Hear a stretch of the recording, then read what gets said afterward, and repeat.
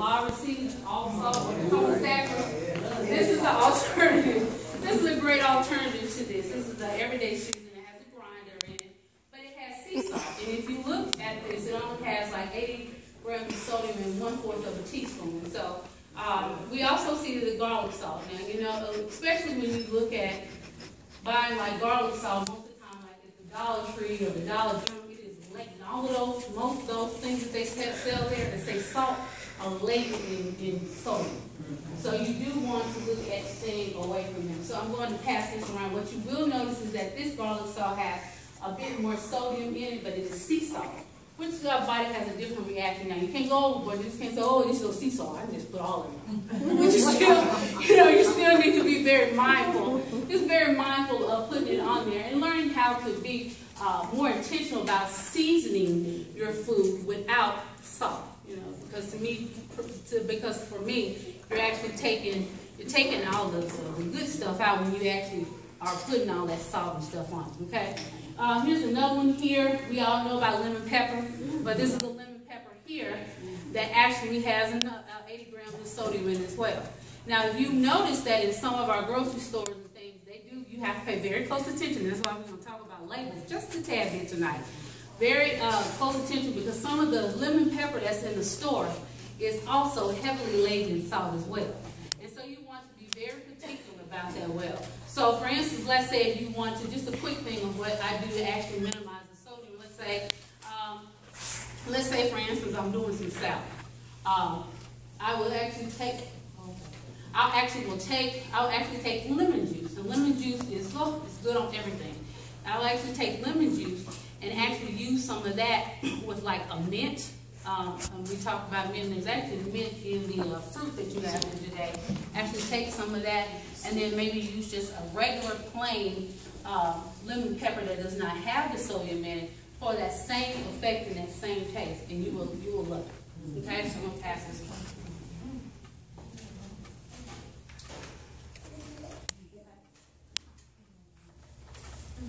All right. Any questions so far? Okay. Let me get some water.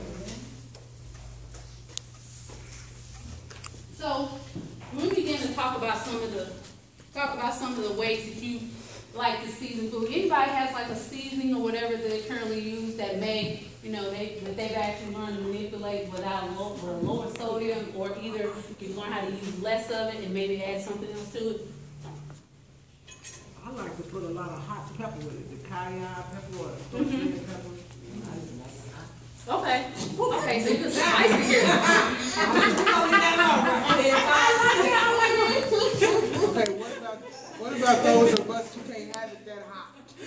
Well, she just asked if anybody, and that's what I see. I love the pepper and the cayenne pepper, especially in the, what's that I do, the lemon and what's this stuff? Vinegar. Apple cider? Yeah. Yes. And the cayenne pepper. Yes, Lord. Yes. Now you said the lemon juice, right? Yeah, lemon juice. You mean squeezing the lemon? You can actually taste the lemon, or you can even take the lemon juice. Now, to me, I prefer the lemon because you get a better taste. So I prefer to actually take the lemon. So sometimes I'll slice the lemons up, and I'll actually lay the lemon on top of the salad and cook it that way as well. So you have that option as well. Okay. So just also too is another, or we continue to talk about the spices and things. Another spice that you also want to consider maybe as well is rosemary. Okay, I love rosemary, and rosemary. There's recent studies have just come out that they also are good if you deal with sinus problems and if you're dealing with allergies and things like I do. It's very, very good for that. Now I'll tell you, if you put the rosemary with some of that, wherever it says the turmeric. It will bless your soul. Okay? It will. And turmeric has been, for me, very influential in helping with my sinus infection. About 2 years ago, I was constantly going to get antibiotics. They sent me to the allergy doctor. I found I can't eat white fish anymore. But by taking that, I think last year, the year before, it was the year before I was having a problem. Last year, I went to the doctor one time for antibiotics, and that was more so a bronchial infection or something like that. And I honestly believe it's because I included the turmeric in my diet. And it's more, I don't usually all just straight on my food. I also make infused water and things as well. So if you also, if you decide to stop at our product table tonight, you'll also find that we have water recipes and they include turmeric as well. Okay? So I drink it, I eat it, I just can't smoke it. So. All right, so I pretty much. Is it spice like salt and pepper? Because I don't know anything about turmeric other than what you were saying, but is it, what do you do with it? You season it with your... You mix it in with other stuff. I wouldn't say just eat it by itself. No, I'm saying, Yeah. you season it like,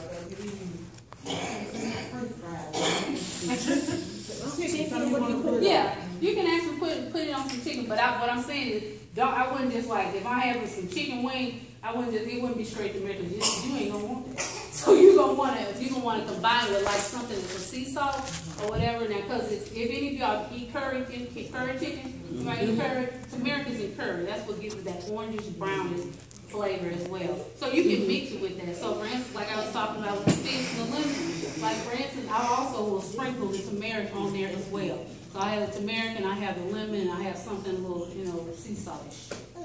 Yes, ma'am. I use my turmeric and stuff like if I'm fixing a pot of beans. Yes. Or like I mix it in with my cabbage. When I'm cooking my cabbage and green beans too.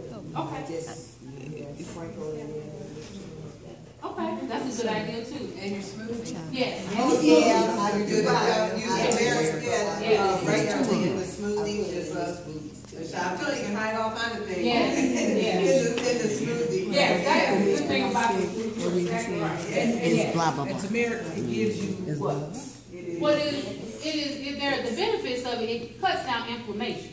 So that's the other thing too. So if you were dealing with like joint issues and things of that sort, it's going to also help that. My mom deals with osteoarthritis, and so since we started getting her on this, she's able to move around a lot better, and she's not as stiff, especially during the winter time, because it can get really, really bad for her. And so that has actually helped with that. Inflammation also happens up in here, as well. And so the turmeric also is, like I said, very influential in helping to bring down swelling when it comes to your sinuses as well. Okay? It also helps with digestion issues. So if you're having like digestion issues of any sort, by consuming more of the turmeric, that will actually help you with digesting your food. Because sometimes we have a problem with, that hunger issue, and that's something I dealt with a lot as well, is because of the fact not chewing. Chewing your food as well. And then when your teeth are bad and you're not chewing, that also, helps too, because you're not absorbing the nutrients that your body needs to function. So it's going and it's going on out. Okay? And so that's another thing that you want to consider too when you're actually looking at adding some of the, adding turmeric or some other things as well. Okay? Any questions? Okay? They have a website. I don't think you can order from them quite yet. I don't think you can order from them quite yet. But I wish that they would, primarily because of the fact that they do have some of the better costs, especially when you consider like a fresh market. I know they have a fresh market here in Fort Wayne, southwest. I think that's all I was coming in, because they're very pricey. They're even more expensive than like going to Whole Foods. Now I like Whole Foods, but I only shop for sale at Whole Foods because of the fact that they are very pricey. But I would say if you are actually looking to just ease into that, Kroger right now, I think here in Fort Wayne is your best bet. It will be your best bet. That's and where they have you have fresh time. This is okay. No Jefferson Point or No, by Glenbrook. Okay. And their prices aren't bad. Okay. Okay. Is there a Sprouts here where they grind it for you? Or, you put it in the thing and they'll grind it, or it's already, Fresh Time is a great place too. Oh, good. That's good. It's good to know they got right here. Yeah. Okay. Now, there's not a Sprouts here. Okay. And so Sprouts is another growing brand of grocery stores that sell organic, and I know in Atlanta they've opened quite a few of them up. And so if they do open one here, that is another good option. And their prices are nowhere compared to the fresh market. So that's another good option. And if you're in Indy, whatever. Right. And you can probably find it there too. The other thing too, Trader Joe's, they've expanded their selection of organic items. And so you can actually get, still get them for even sometimes cheaper when you get them in program. That's what I've noticed too, okay? All right. So, I know I've been talking a lot. Anybody need a break? You doing good. You're doing good. Okay. All right. So, I want to talk to you really briefly about meal planning because meal planning has been very, very helpful. It's been shown to be very, very helpful. With actually helping to combat, your craving, and also going towards those things that we may not need to go to as often. Right? And I'm saying Little Caesars because when I lived here, and they opened that one down here across from the Little Caesars building. Yes. Yeah, the Little Caesars, I was always in that line. Because I was tired and I was working at Northside, with the JAG program. And I'd be tired. I was like, I'm not going nowhere else. I'm going right here to Little Caesars, give me some cheese sticks and hard pack wings that they have over there. The cozy, that's what I'm saying. And that was it. Hard pack wings. Was because of the fact that I didn't feel ready, and I didn't think even at that time that we had any food ready, So that's with the whole meal planning idea.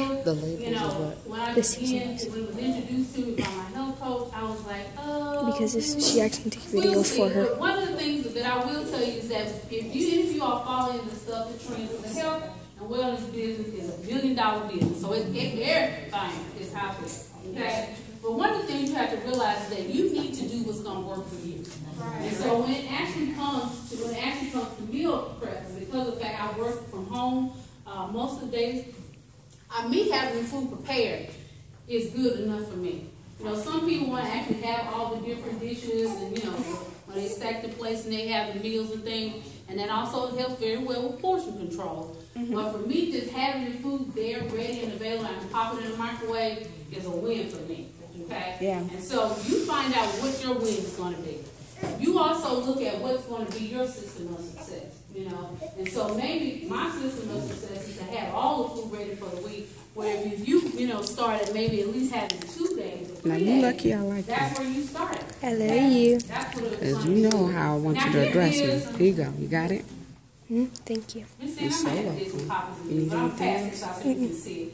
This is just an example of a weekly meal plan. And this has breakfast, lunch, and dinner on there. Yourself? But it also Myself? helps to have your snacks. And especially if you especially